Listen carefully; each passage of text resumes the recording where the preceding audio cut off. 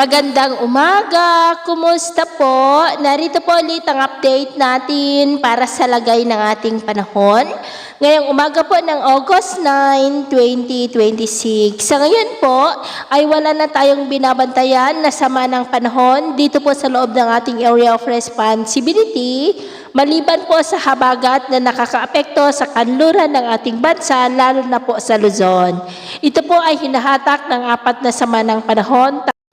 3 bagyo po at 1 LPA. Una na dyan ang malakas na bagyong Dolphin na nagbabanta na po na tatama sa mainland China hanggang mamayang hapon po o gabi. At ang 3 na nasa northeast ng bansa ay hindi naman po banta ang mga yan dito sa atin maliban po sa patuloy nila na mahahatak ang habagat na siya pa rin pong patuloy na magpapaulan sa kanluran ng ating bansa hanggang next week. At sa atin naman pong long range forecast, patuloy pa rin ang pamumuo ng mga sama ng panahon sa silangan ng ating bansa sa susunod pa na mga araw at ang development po ng mga yan ang ating babantayan. At sa lagay naman po ng ating panahon, ngayong madaling araw dahil sa habagat ay may mga isolated rain sa ilang bahagi ng Ilocos Region, ilang bahagi po ng Cordillera, Isabela, Aurora, Quirino, Nueva Vizcaya, Central Luzon, Metro Manila, Calabarzon, Legazpi, Mindoro, Romblon, Northern Palawan,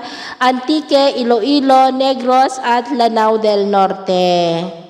At mamaya po ay sisikat naman ang araw sa malaking bahagi ng bansa pero may mga tsansa pa rin ng mga isolated rain sa ilang bahagi po ng Ilocos Region, ilang bahagi ng Cordillera, Aurora, Quirino, Nueva Vizcaya, Central Luzon, Metro Manila, Calabarzon, Legazpi, Mindoro, Antique, Iloilo, Hinobaan, Bacolod at mamayang hapon mas maraming lugar po ulit ang makakaranas ng mas maulap na kalangitan with isolated rains, lalo na po sa Luzon, kaya mag-ingat po tayo, lalo na sa mga banta pa rin ng mga pagbaha at pagguho ng lupa.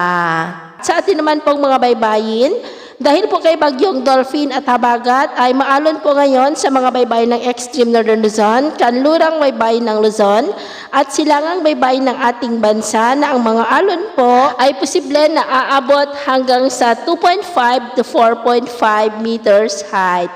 Kaya hanggat maaari po ay iwasan na muna natin ang papalaot dyan sa mga may kulay pula para po mas makaiwas sa mga sakunang pangkaragatan. So, ito ang latest update natin sa araw na ito. At ako po muli si James na nagsasabing sa kahit na pagsubok po na darating sa ating buhay, huwag po tayong mawawalan ng pag-asa. Thank you and God bless!